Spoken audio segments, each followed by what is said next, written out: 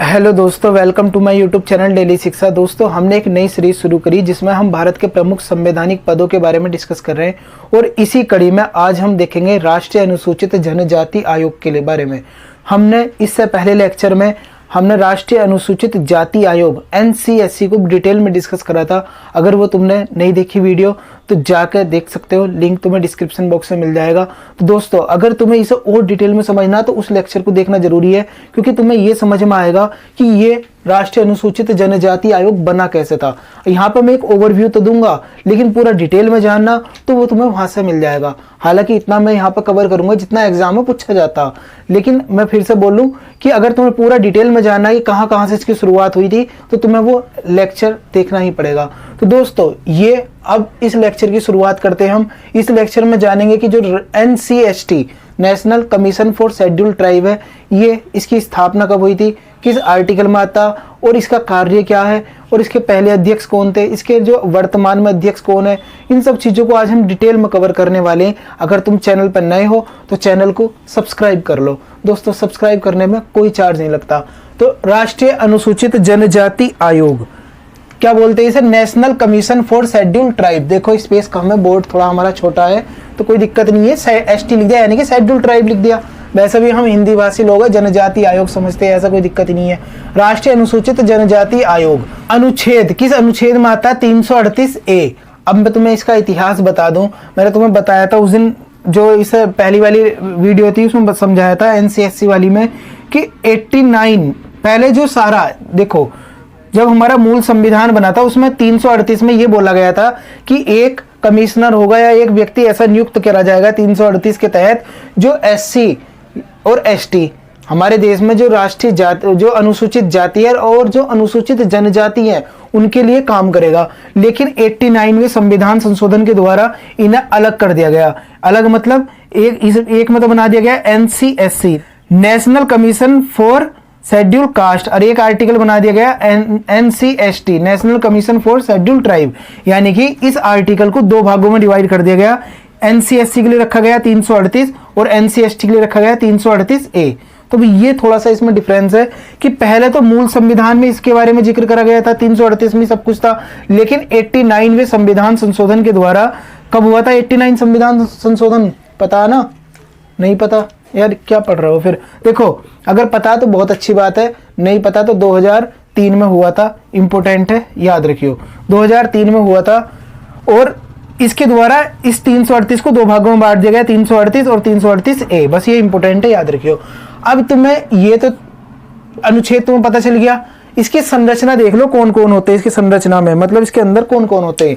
तो इसके अंदर एक अध्यक्ष होता, एक उपाध्यक्ष होता, 3 अन्य सदस्य होते हैं और इन 3 अन्य सदस्यों में से एक महिला का होना अनिवार्य है। समझ रहे हो? अगर एक महिला नहीं है तो इसका कोरम पूरा नहीं होने का।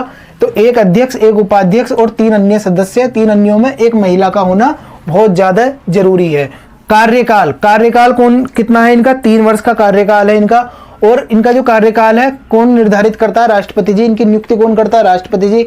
इनके वेतन भत्ते सब राष्ट्रपति जी निर्धारित करते हैं।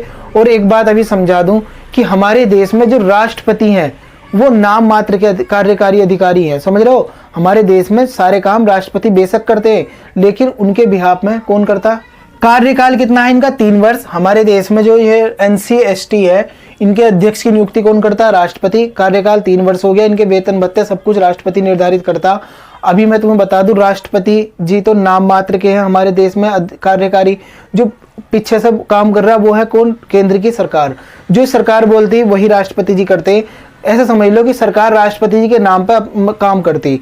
तो हमारे देश में इनकी नियुक्ति कौन करता है? राष्ट्रपति। लेकिन तुम राष्ट्रपति ही लगा पाओगे, केंद्र सरकार नहीं लगा पाओगे, क्योंकि नियुक्ति राष्ट्रपति करा, राष्ट्रपति के नाम से हो रही। तो 3 वर्ष का इनका कार्यकाल है। ये अपनी रिपोर्ट किसे सौंपते हैं? सबसे ज्यादा इंपॉर्टेंट, तो राष्ट्रपति जी को अपनी रिपोर्ट सौंपते हैं। और राष्ट्रपति जी क्या करते हैं? उसे सदन के, जैसे लोकसभा हो गया, राज्यसभा हो गया, वहां उसे प्रस्तुत करते हैं। और जो आयोग सिफारिश करता, मान लो आयोग ने ये कहा, अभी बताऊंगा इसके कार्य क्या होते हैं। मान लो आयोग ने ये कहा कि जो हमारे देश में अनुसूचित जनजाति आयोग है, जनजाति हैं, उनके लिए कुछ अलग से शिक्षा के लिए प्रावधान करो, है ना। उसने कुछ सिफारिश दी।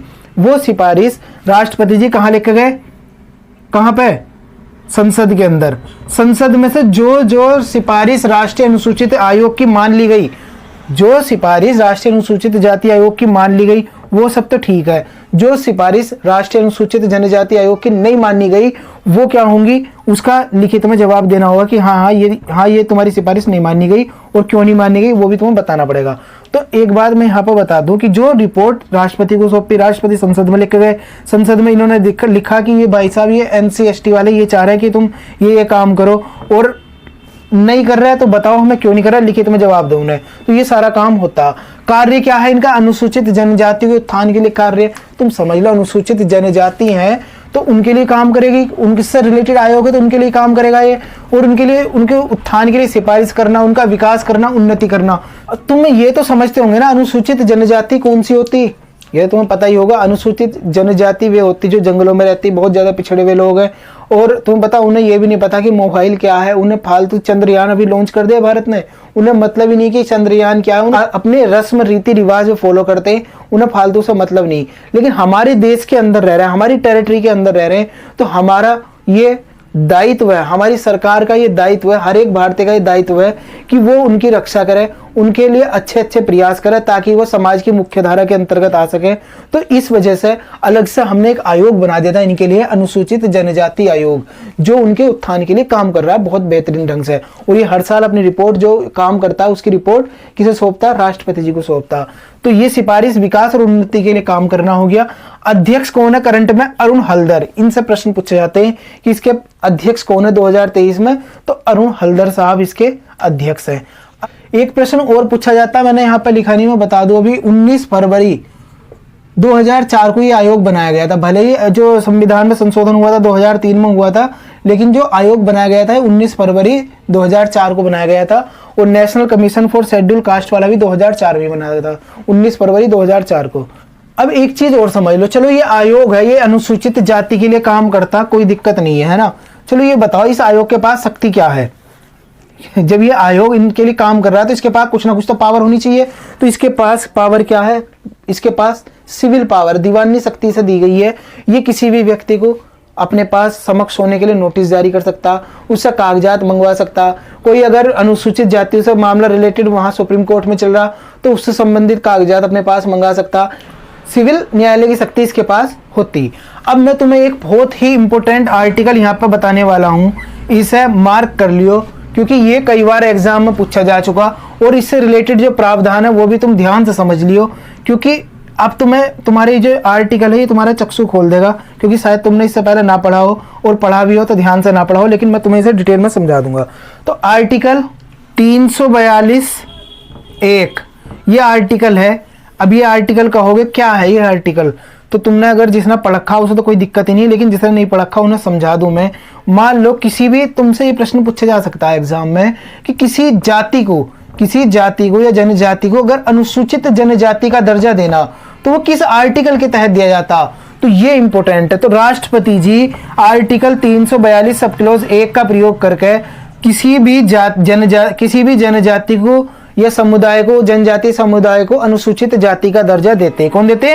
राष्ट्रपति। अब एग्जाम्पल से समझा दूंगा तो सारी तुम्हारे डाउट क्लियर हो जाएंगे, फिर इसके बाद लेक्चर को खत्म करते हैं। देखो, अगर मान लो उत्तर प्रदेश में कोई जाति है, जनजाति है, उसे अनुसूचित जनजाति का दर्जा देना, तो आर्टिकल 342 के तहत राष्ट्रपति जी क्या करेंगे, उत्तर प्रदेश के जो गवर्नर हैं उनसे राय मशवरा करेंगे कि हाँ ये जनजाति क्या बहुत ज्यादा पिछड़ी हुई है, क्या इसका जो रहन सहन है वो बिल्कुल आदिम है, यानी कि पुराना तरीका ही है बिल्कुल, क्या ये जनजाति बनने के योग्य है, अनुसूचित जनजाति बनने के योग्य है।